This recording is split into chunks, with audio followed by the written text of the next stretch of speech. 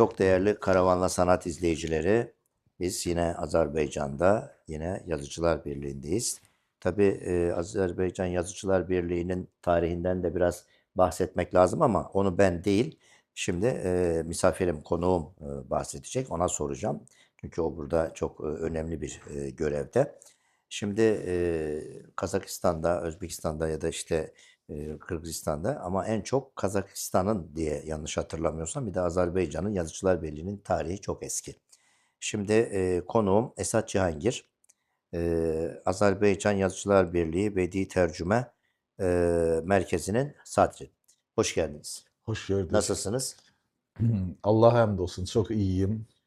Özellikle sizin Azerbaycan'a gelişiniz ve bizimle Türk seyirciler arasında bir əlaqə yaratmağınız hususunda kendimi çok mutlu hissediyorum. Evet. Biraz önce program öncesi daha doğrusu Esat Bey dedi ki Türkiye Türkçesi mi konuşayım dedi, Azerbaycan Türkçesi mi dedim. Siz Azerbaycan Türkçesinden başlayın. İkisini de konuşursunuz dedim. Türkiye Türkçesi de iyi. Zaten genel olarak bilhassa yeni nesil yani uşaklar, balalar Türkiye Türkçesini çok güzel konuşuyor. Türkiye'deki yayınlanan özellikle çocuk çizgi filmlerinden, Keloğlan'dan falan güzel konuşuyorlar. Böyle. Evet. Şimdi biz o zaman konumuza yani sizin tanıtımınızdan önce Yazıcılar Birliği ile ilgili ben izleyicilerimizden merakını giderme açısından tarihçesine bir kısa değinirseniz memnun olacağım. Azerbaycan Yazarlar Birliği 1934 yılında Sovetler döneminde yaradılmıştır. Deməli, Azərbaycan Yazarlar Birliyinin çox görkəmli üyeləri olmuşdur, rəhbərləri olmuşdur. Məsələn, böyük şairimiz Hüseyn Cavid, o Türkiyədə təhsil alıb yeri gəlmişkən ortaq türk dilində yazıbdı Hüseyn Cavid. Çox gözəl şeirlər yazıb. Mən inanıram ki, Türkiyə oxucuları onun şeirlərlə tanış olsalar çox sevə bilərlər. Elə bil ki, Kesinlikle. Türkiyə türkçəsi üçün çox doğmadır onun şeirləri. Boynu bükük ey öksüz bənəfşələr, ah nə çapıq saraldınız, soldunuz, nerdə o dünkü sevdalı nəşələr, nədən böyle hep perişan oldunuz? Görürsünüz Çok o nə güzel, qədər çok güzel, gözəldir çok öyle. güzel. Evet. Şəfəqdən doğma ləvləri öpərkən siz ki bəxtiyarca gülümsərdiniz, yoxsa o nurdan tökülmüş əllərdən ayrılınca çiçəkləndi dərdiniz. Ne kadar Çox güzel. gözəl, olduqca. Sonra bizim böyük şairimiz, xalq şairimiz, bütün Sovetlər Birliyində birinci xalq şairi Səməd Vurğun Samet uzun Vurgun, müddət evet. bəli rəhbəri olubdu. Məşhur Azərbaycan şeirini yazıb. El bilir ki, sən mənimsən, yurdum, yuvam, məskənimsən, anam, doğma vətənimsən. Ayrılarmı könül candan? Azərbaycan, Azərbaycan. Bu şeir Azərbaycan haqqında yüzlərlə, minlərlə şeir, onların ən sadəsi, amma ən gözəlidir.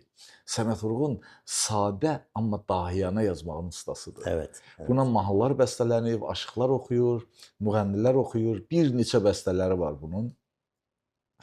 Sonra bizim görkəmli modern şeirimizin banisi Rəsul Rza olubdu, Yazarlar Birliyinin sədri. Qısa bir sürədə olub, amma olubdu. O ilk dəfə olaraq Azərbaycanda sərbəst şeirin, yəni qafiyəsiz, vəzinsiz şeirin, ağ şeir deyirlər də. Avropalılar ona, batılılar verli bir deyir. Onun əsasını qoyubdu. Bunun üstündə başı çox bəlalar çəkib, çox mücadilələr Mikail yapıb. Müşfik de üyelerden biri miydi Mikail yoksa Müşfiq şeyde bəli, miydi? çox gənc idi. Gençti, Dəmi evet. Çok genç. 29 yaşında 29 onun yaşında Stalin idam repressiyasının edildi. qurbanı oldu. Hələ şimdiyə qədər də aydın deyil ki, onu nasıl öldürüblər. Biri deyir öldürüb güllələyib dənizə atıblar, bir deyir divara hörüblər diri-diri. Malum Katlettiler deyil. yani. Bəli, əsas odur ki, bəli, qətl ediblər. O çox gözəl bir şair Bu idi. arada ben küçük bir not söyleyeyim Buyurun. ki gerisini siz anlatırsanız. Değerli izleyiciler, ben Mikail Müşfik'in kitabını burada okuyucularımdan biri bana hediye etmişti 4 sene kadar önce. Kitabın büyük çoğunluğunu okudum.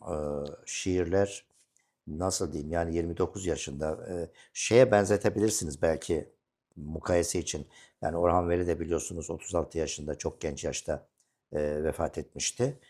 Fakat burada şöyle bir fark var. Mikail Müşfik vatan şairi. Yani şiir kitabı çok kalın bir kitap ve neredeyse binlere varan şiirleri var diye yanlış hatırlamıyorsam. Bəli. Çünkü çok şiirini de okudum. Yakın zamanda zaten bizim programımızda Müebbet Aşk kısmındaki programımda biliyorsunuz Müebbet Aşk programımızda Cuma günleri saat 9.30'da HRT Akdeniz Televizyonu ekranlarında sizlerle birlikte oluyor. Müebbet Aşk'ta Mikail Müşfik de konuğum olacak. Orada da size ayrıntılarıyla onu anlatacağım.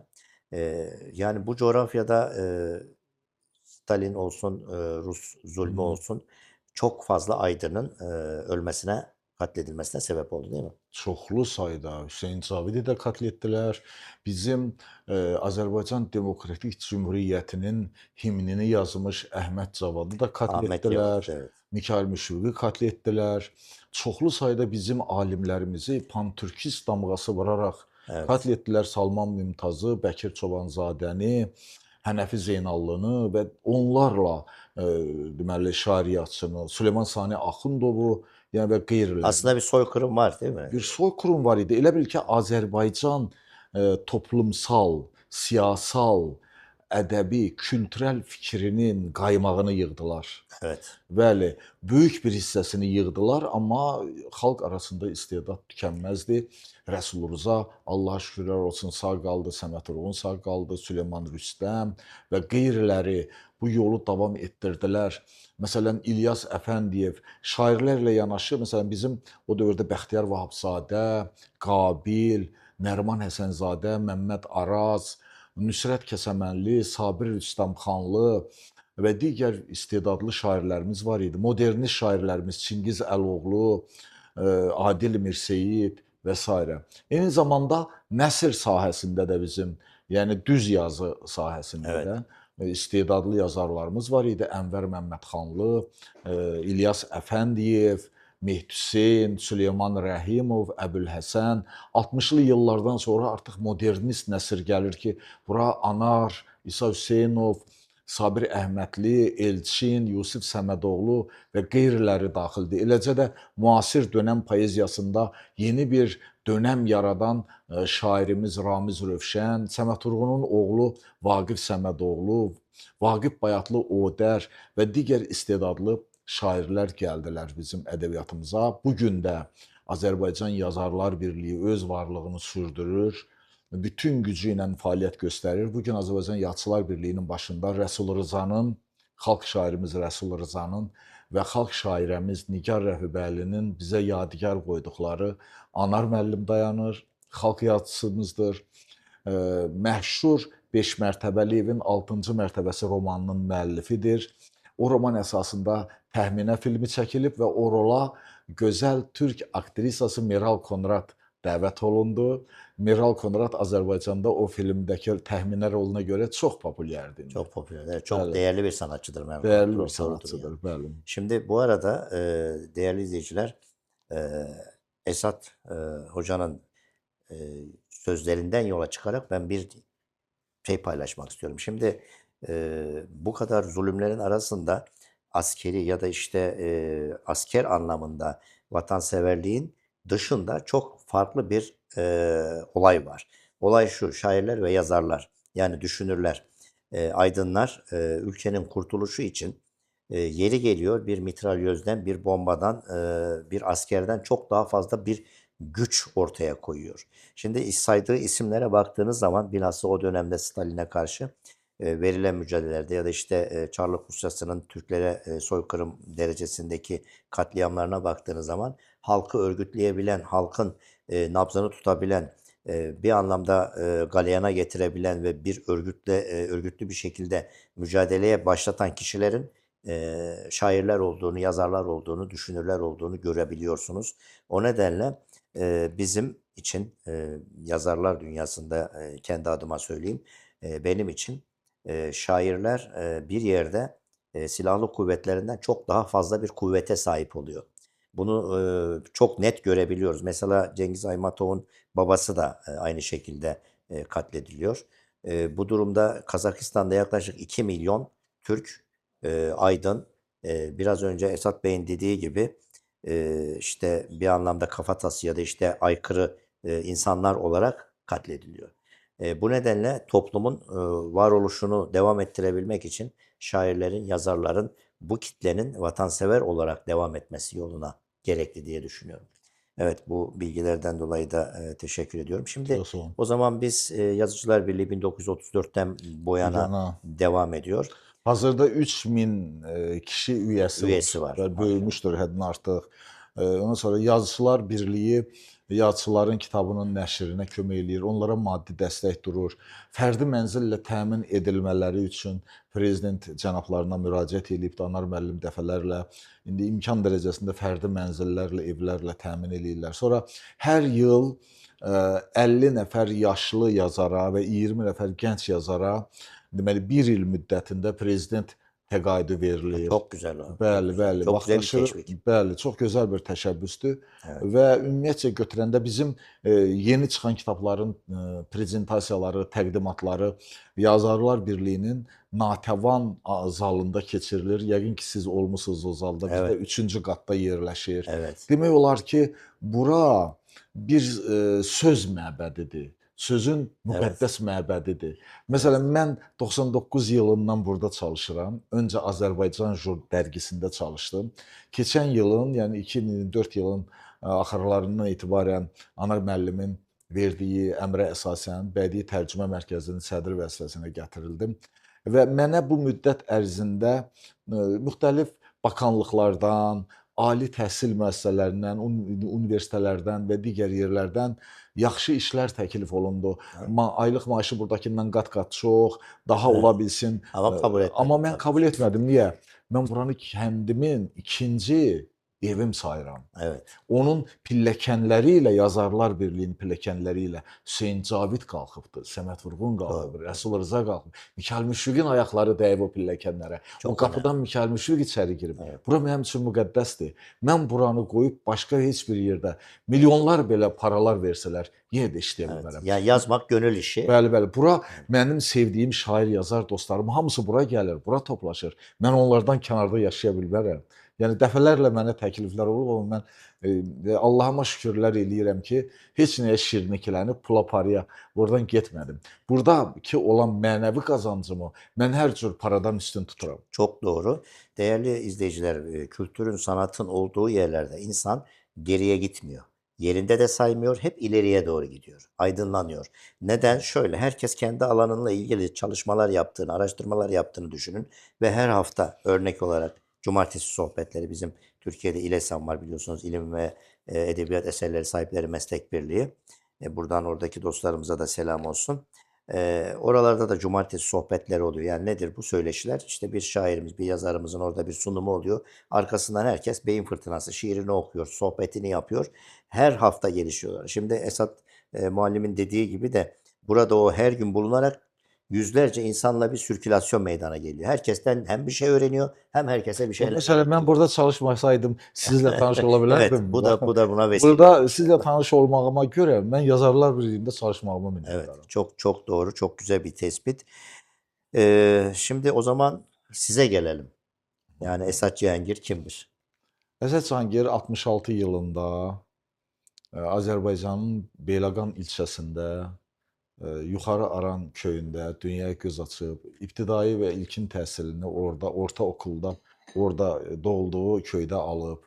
Sonra Polşada, Polonyada 2 yıl Sovet ordusu tərkibində hərbi xidmətdə olub. Hərbi xidməti başa vurandan sonra Bakı Dövlət Universiteti Ədəbiyyat fakültəsinə daxil olub, 5 yıl orada oxuyub, qırmızı diplomla, fərqlənmə diplomu ilə bitirib, Nizami Gəncəvi təqaüdü ilə bitirib oranı. Sonra 6 yıl mətbuatda çalışıb, müxtəlif qəzetələrdə, dərgilərdə ədəbiyyatla, incəsənətlə, kültürlə bağlı deməli yazıları dərc olunub. Nəhayət müsahibələr, intervyular alıb görkəmli ədəbiyyat adamlarından, sənət adamlarından. O müsahiblərimdən biri də deməli Anar müəllim idi, Yazarlar Birliyimizin sədri.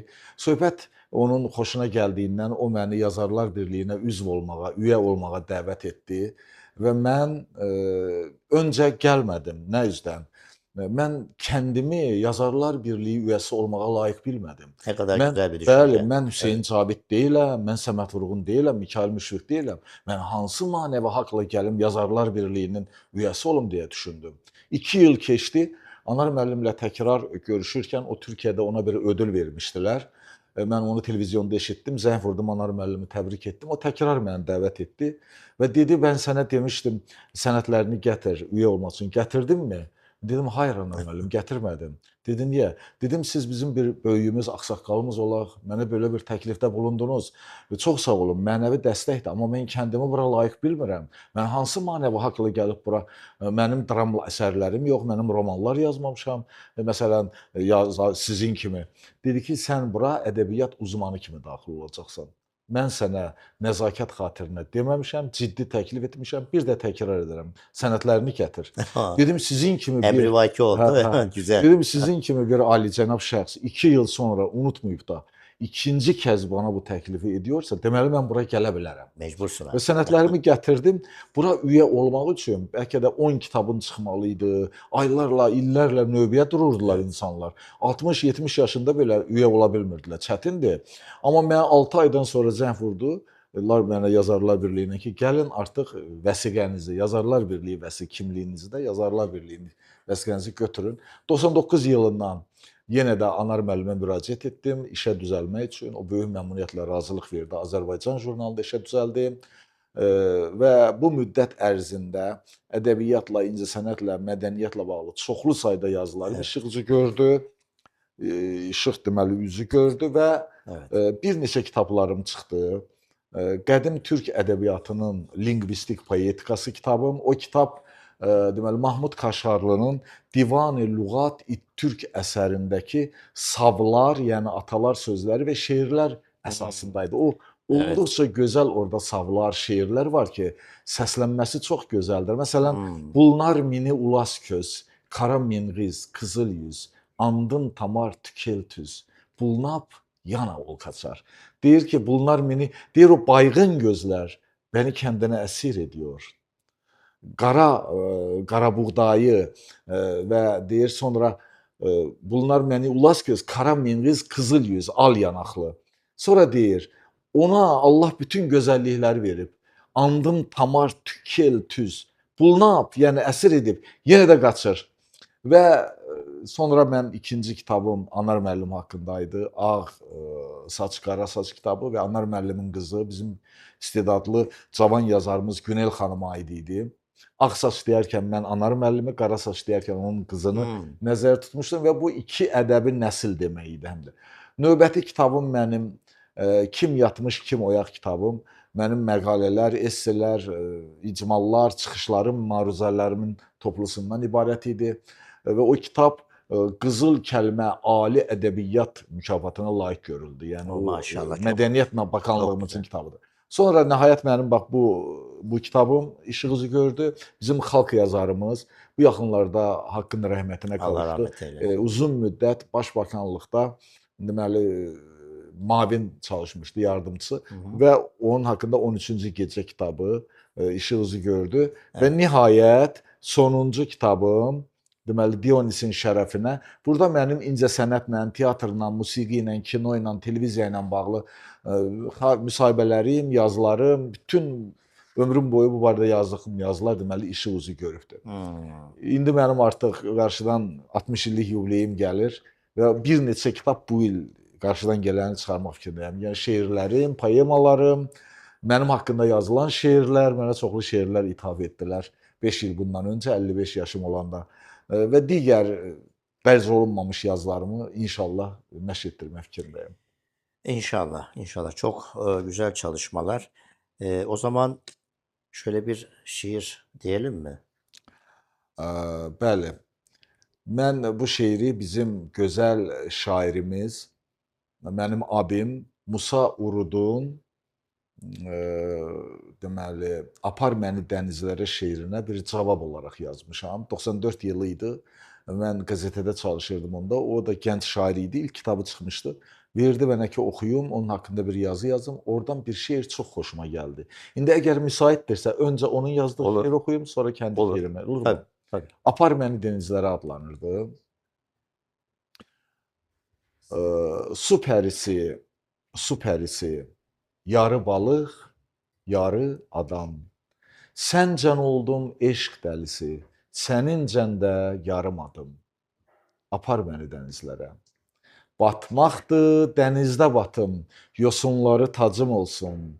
Yarı balıq, yarı adam, su qızları bacım olsun. Apar məni dənizlərə. Bu dünyada əziz pərim, sevgiləri unudurlar. Heç olmasa dənizlərin sahil adlı umudu var. Apar məni dənizlərə. Bu dünya fırlanır axı, bir gün gələr yüz üzə. Torpağın altı da dardır, utandırmayım kimisə. Apar məni dənizlərə, apar məni dənizlərə. Bu şeir Çok mənim güzel. o qədər xoşuma gəldi. Çok güzel. Mən buna bir cavab yazdım və bu günə qədər də istənilən bir oxucu, uzaq, yaxın bu mənim o yazdığım cavabı oxuyanda hökmən ona bəyəndiyini deyir. Ona görə də mən bunu yaxşı şeirlərimdən biri hesab edirəm. Amma mənim şeirim Qaytar məni dənizlərə adlanır. Yəni mən artıq bir zaman dənizdə olmuşam və Allahdan, Tanrıdan rica ediyorum ki, beni yenidən ora qaytarsın. Tanrım, səndən başqa heç kəs kiməm, nəyəm bilmir axı. Mən dünya ilə dolanardım. Dünya yola vermir axı. Qaytar məni dənizlərə. Ya daş elə, ya quş elə, apar məni bir yuxuya. Bulud elə, yağış elə, döndər bircə damla suya, qaytar məni dənizlərə. Dənizlərin məhəbbəti sonsuz olur, dərin olur. Orda hər şey təmiz olur. Orda hər şey sərin olur. Qaytar məni dənizlərə. Dişim olsun mirvarilər, yosunlar saçlarım olsun. Qızıl balıq dostum olsun, su pərisi yarım olsun. Qaytar məni dənizlərə. Yolub yosun saçlarımı selə vermək istəyirəm. Suda ölüm gözəl olur. Suda ölmək istəyirəm. Qaytar məni dənizlərə, qaytar məni dənizlərə. Çok güzel valla Çox yüreğine sağ ol. sağlık. Sağ ol. Hem karşılık olarak çok güzel tamamlamış. Yani böyle karşılıklı oturup muhabbet edip güzel bir akşam yemeği sofrasında e, şiir muhabbetiyle karşılıklı söylenmiş güzel sözler olmuş. Çox sağ olun. Güzel, çok güzel Minnətdaram. olmuş. Ağzınıza sağlıq. Çox sağ Evet. olun.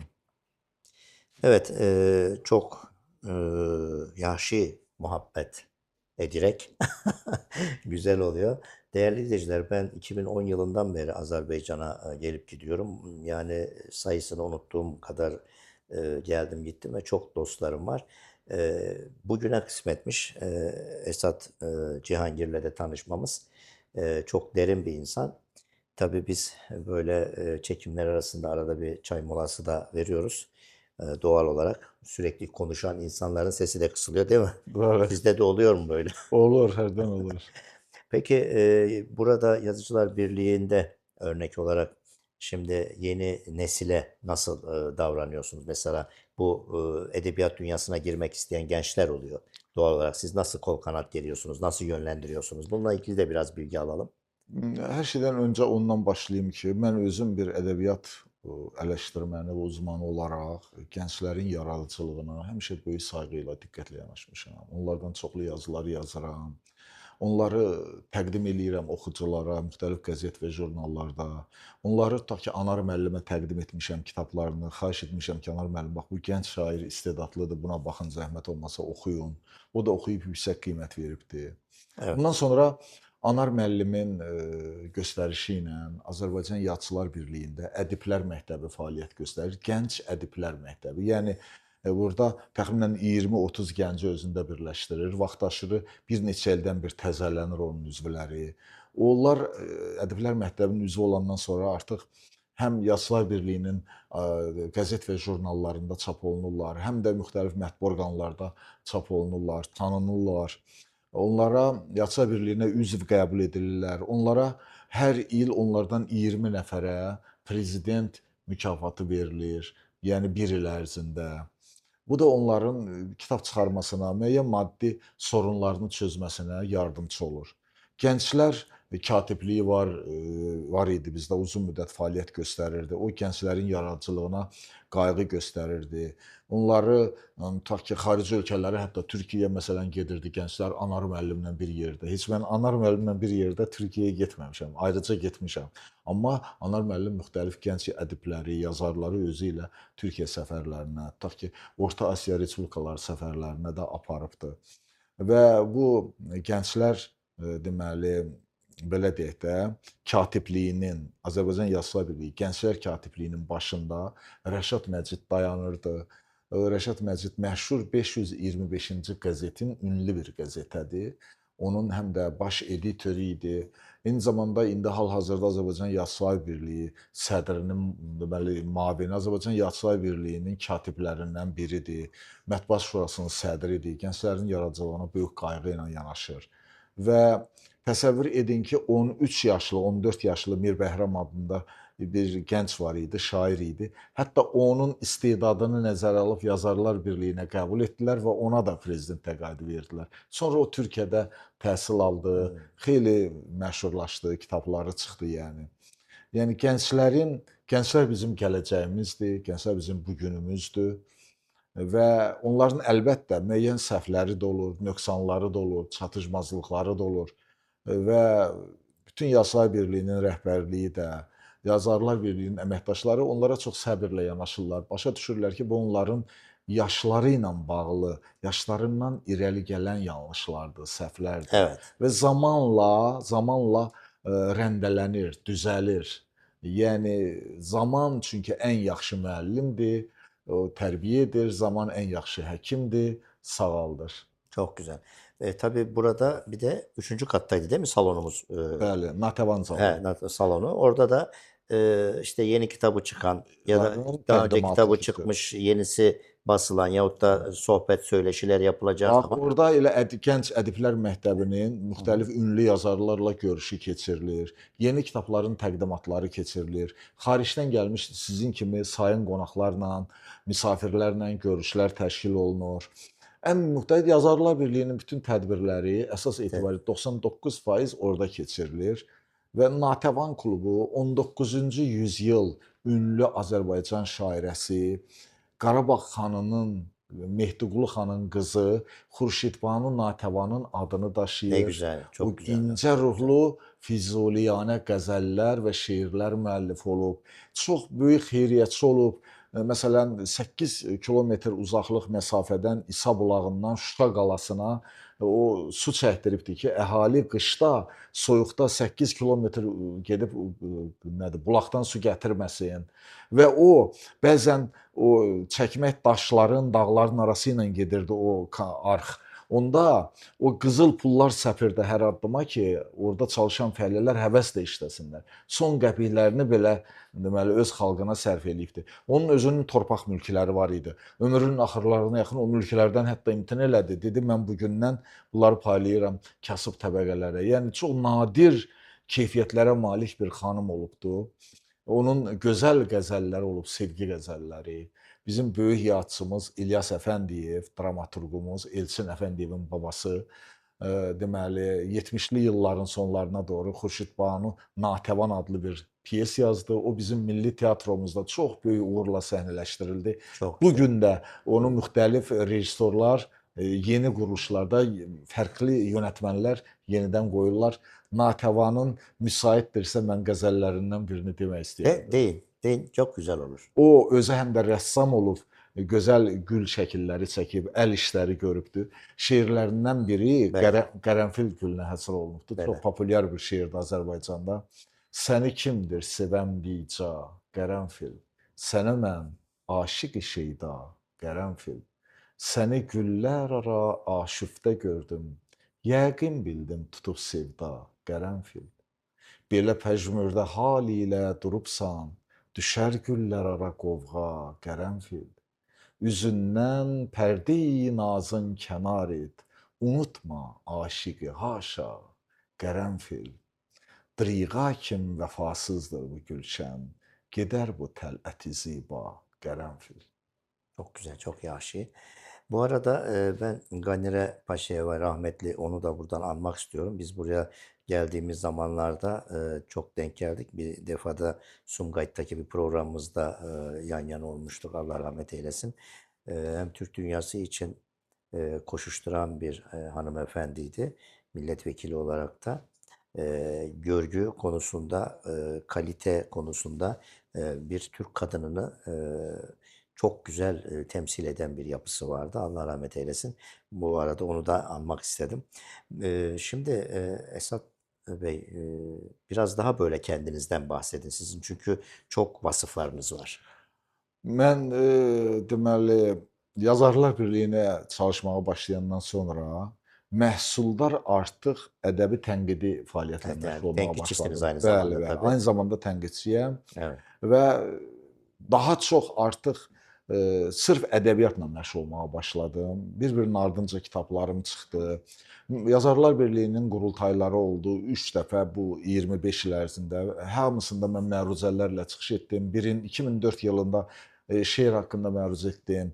2014 yılında dramaturgiya haqqında məruzə etdim. 2023 yılında ədəbi tənqid haqqında məruzə elədim. Yəni Yazarlar Birliyinin 3 qurultayında hər Çok dəfə bir çok güzel. məruzə ilə çıxışlar eləmişəm və sonra deməli klassik ədəbiyyatla bağlı bizim dövlət kanalımızda Məclisi Üns proqramı yayımlanırdı uzun illar.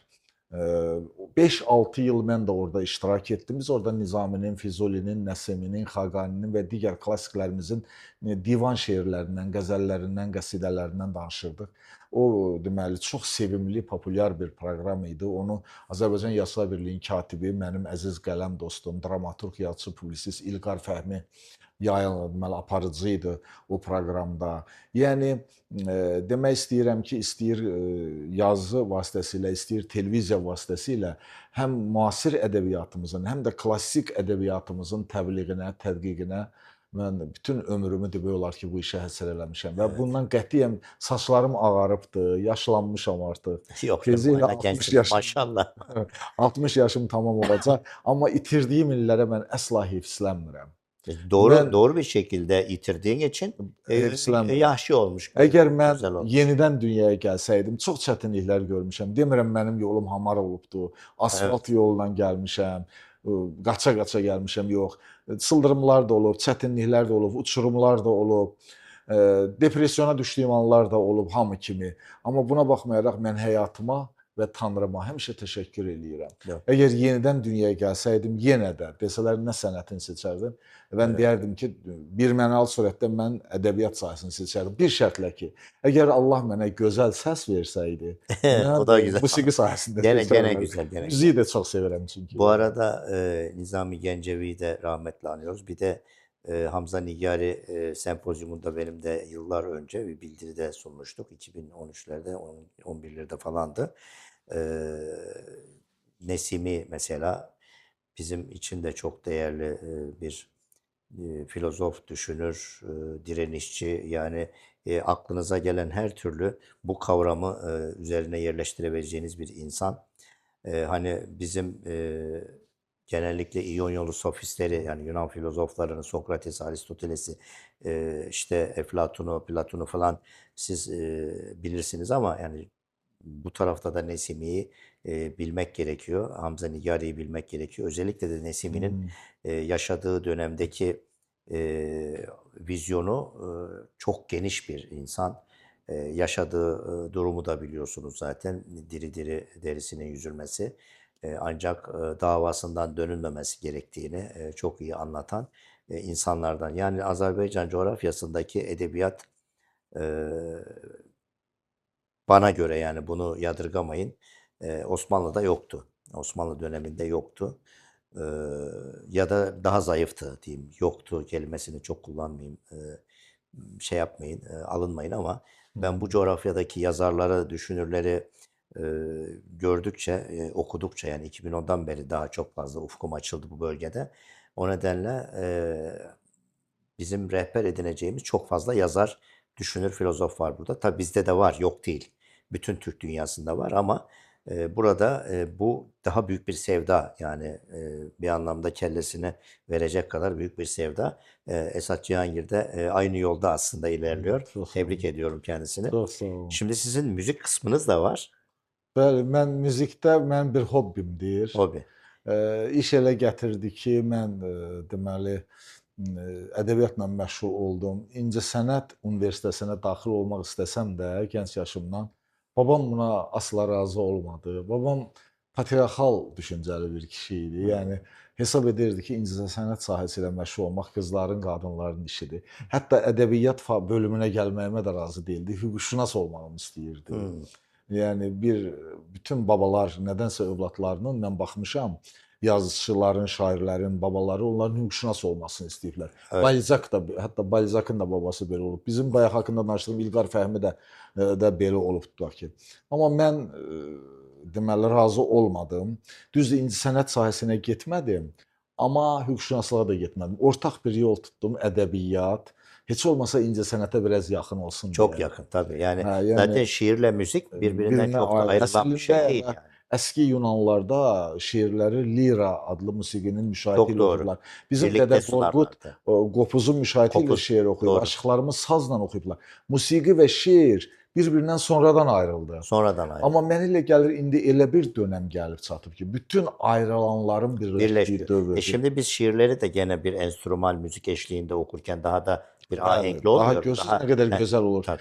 Təsir etkinin Gücleniyor. gücü nə qədər artır, Çok tamam artır. başqa bir şey olur. Evet. Hər hansı adi bir şeir belə musiqi bəstələnib oxunanda müğənni tərəfindən, Evet. sanatçı tərəfindən tamamilə farklı bir etkiyə malik olur. Amma onu şeir kimi oxuyanda görürsən ki, adidir. Doğru. Yəni belə. Daha büyük bir ahenk katıyor. Bəli, bəli. Evet, o zaman musiqi şeirin ruhudur ruhu. məncə.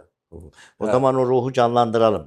Sizi piyanonun başına alalım. Çox sağ olun, amma mən bilmirəm buna yəni canlandıra bilsəm nə mutlu bana. O zaman şöyle yapalım. Olduğu kadar yapalım. Zaten biz ses olarak ya da çalma olarak siz kendiniz dediniz hobi olarak diye Bəli. çok da öyle iddialı değiliz. Deyiləm Biz mən. o burada ne düşünelim? Kendimiz eğleniyoruz diye düşünelim. Düşünüyorum və Evet. mən sevgimin müziğə və Türk xalqına, Evet. Türkiyə seyircilərinə sevgimin böyüklüyünə iddialıyam.